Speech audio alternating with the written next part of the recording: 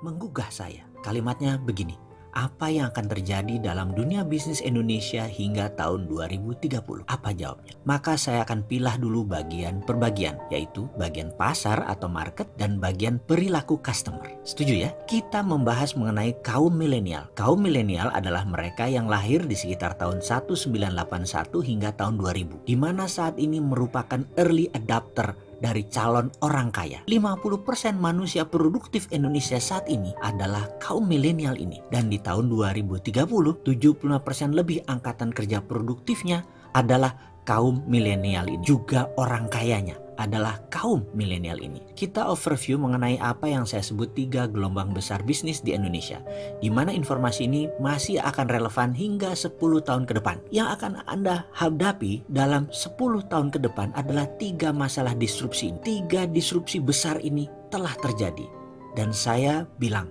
bahwa kalau Anda bukan entrepreneur, maka Anda melihat disruption itu sebagai sebuah ancaman. Tapi kalau Anda entrepreneur, maka inilah masa di mana kita menyebutnya the whole new world of business. Dunia baru dalam bidang bisnis. Saat ini ada peluang jutaan banyaknya. Walaupun di sisi lain ada jutaan pekerjaan tutup, ribuan bisnis baru tumbuh dan ribuan bisnis lama juga mati. Itu disruption yang baru. Apa yang di disruption saat ini? Misalnya Matahari dan Ramayana dibunuh sama Bukalapak dan Tokopedia. Travel agent dibunuh sama Traveloka. Tapi di balik itu sahabat, ada jutaan peluang yang tumbuh baru juga. Jadi kalau ada yang mati, pasti ada yang lahir baru. Anda mau bagian yang mana? Ikut bagian yang mati atau ikut bagian yang lahir? Ketika ada 50 produk bisnis industri yang dibunuh oleh milenial, maka kalau ada yang mati, sekali lagi pasti ada yang lahir. Kalau Traveloka itu bagian dari yang lahir karena muncul yang namanya online travel agent. Tapi efeknya banyak travel agent offline yang mati karena bisnis model mereka sudah tidak relevan. Kedepan saya akan ceritakan mengenai 3 disruption yang sekarang mulai banyak orang ketakutan luar biasa. 3 big giant wave di Indonesia yang mendisrupsi pasar dan mendisrupsi perilaku konsumen. Terutama perusahaan-perusahaan kayak Indofood, Astra, Mayora, Kalbe Farma yang besar-besar itu shock sekarang. Karena tiba-tiba muncul pemain yang sama sekali tidak dikenal. Tiba-tiba muncul, tiba-tiba merusak semuanya. Gojek misalnya baru 9 tahun. Ada yang tahu berapa market value-nya? Lebih dari 10 billion dolar. Kalau dirupiahkan berapa? 150 triliun. Itu uang semua, nggak ada kertasnya. Garuda, Anda tahu berapa market valuation-nya? Nggak nyampe 40 triliun. Yang satu 9 tahun, yang satu 40 tahun, bayangkan. Dan yang 40 tahun itu merangkaknya pelan-pelan. Sampai sekarang nggak nyampe-nyampe tuh angka 100 triliun. Yang satu lagi eksponensial dalam 9 tahun melejit hingga lebih dari 150 triliun. Jadi perusahaan milenial itu seperti tidak ada asetnya. Sahabat, jangan bangga Anda kerja seperti di Astra, di Indofood karena pegawainya ribuan, karena gedungnya di Tamrin atau Sudirman. Sekarang anak-anak milenial nggak bangga kerja di perusahaan begituan karena mereka bangganya kerja di perusahaan yang digital. Misalnya Gojek itu menjadi inceran banyak orang. Padahal Gojek asetnya apa? Gojek nggak punya aset. Motor nggak punya, mobil nggak punya. Gojek nggak bayar BPJS, nggak bayar gaji supir ojek. Intinya aset Gojek kecil. Karena itu bisnis mereka bisa besar karena asetnya kecil. Ini aneh dengan bisnis yang zaman dulu. Asetnya besar-besar gitu ya. Dan hutangnya besar. Ini tidak. Sekali lagi, di sisi lain, Netflix itu pegawainya cuma 6.000 orang. Valuationnya lebih dari 160 triliun. Kantor aja nggak punya. Jadi omsetnya luar biasa walaupun asetnya kecil. Karena itulah kunci bisnis digital, asetnya kecil. Lalu diskusi apa yang kita akan seriuskan? Kita akan diskusikan pertama tentang millennial disruption. Kenapa millennial disruption? Karena cirinya sama, yaitu membunuh yang telah eksis lama. Contoh, musik rock. Sekarang saya tanya, ada nggak grup musik rock yang digawangi oleh kaum milenial? Ada nggak? Dulu ada Guns N' Roses, ada Scorpion, ada Dream Theater. Kenapa? Karena musik rock tidak disukai oleh milenial. Milenial sukanya musik apa? Musik hip hop. Ada 50 produk bisnis industri yang dibunuh milenial. Dan itu bukan kata-kata saya, tapi itu kata-kata riset. Semua ada risetnya. Jadi riset yang mengatakan musik rock dibunuh oleh milenial. Sahabat, sejak 2017 untuk pertama kalinya album musik rock dilampaui oleh album musik hip hop. Jadi ada satu yang nyungsep pelan-pelan, ada satu yang naik. Pertanyaan pengingat, Anda mau yang nyungsep atau ikut naik? Misalnya lain lagi, Grup lawak itu dibunuh sama milenial. Sri Mulat sudah nggak ada. Dulu ada Jayakarta Group, hilang semua, dibunuh sama milenial. Karena milenial nggak suka dengan grup lawak. Sukanya apa?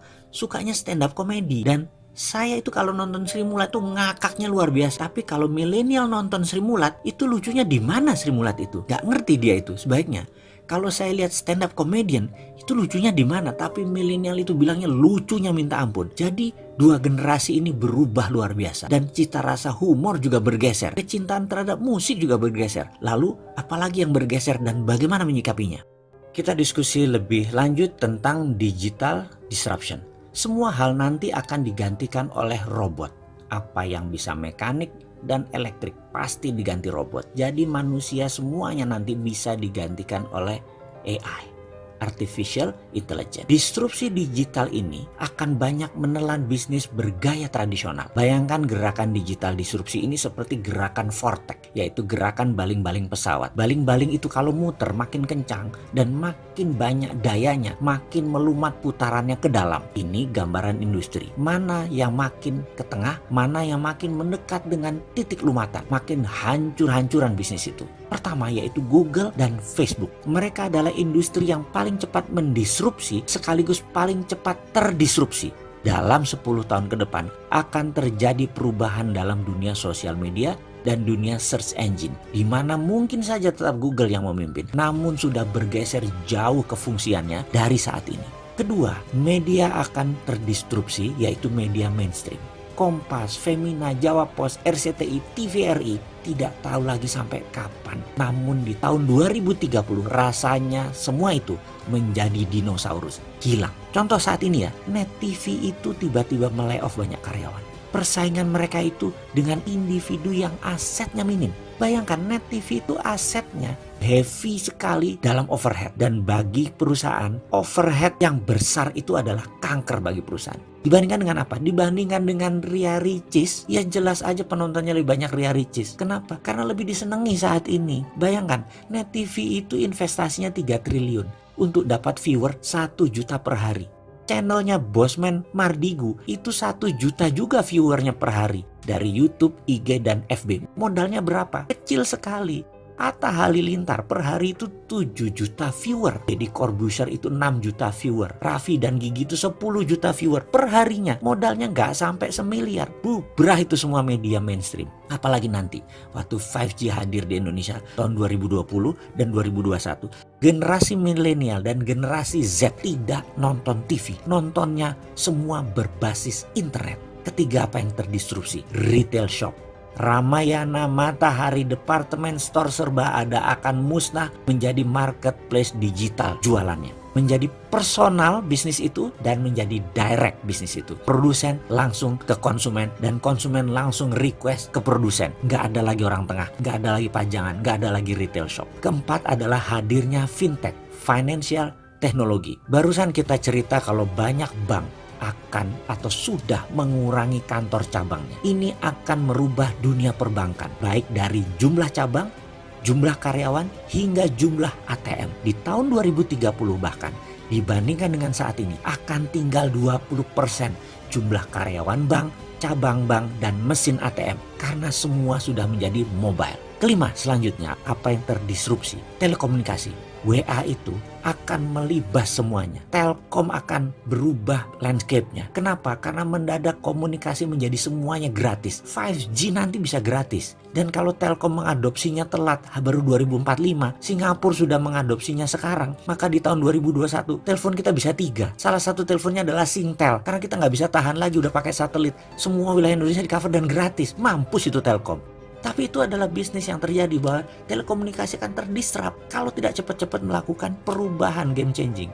Kenapa? Karena telekomunikasi merubah dari more for less jadi more for zero. Itulah yang dilakukan oleh digital company. Mereka menghasilkan more for zero. Itulah ciri digital disruption. Keenam, apa yang terdisrupsi kemudian? Edukasi. Edukasi nanti tidak akan pakai ruang kelas dan guru lagi. Apa yang dilakukan? Mereka menggunakan digital, ruang kelas tidak sebanyak sekarang lagi. Kampus dan sekolahan itu tinggal separuh kebutuhan ruang kelasnya karena semua digital. Guru dan dosen tinggal separuh dibandingkan saat ini. Karena itu akan terjadi disrupsi gila-gilaan di bidang edukasi. Dan ini akan membuat shock. Kuncinya sekali lagi, dalam digital disruption, cirinya adalah kita menghasilkan layanan yang more for less. Jadi produknya 10 kali lebih bagus dari yang existing, tapi 10 kali lebih murah dari produk yang existing juga. Kalau itu sampai terjadi, maka industri akan digoncang oleh layanan more for less dan more for zero.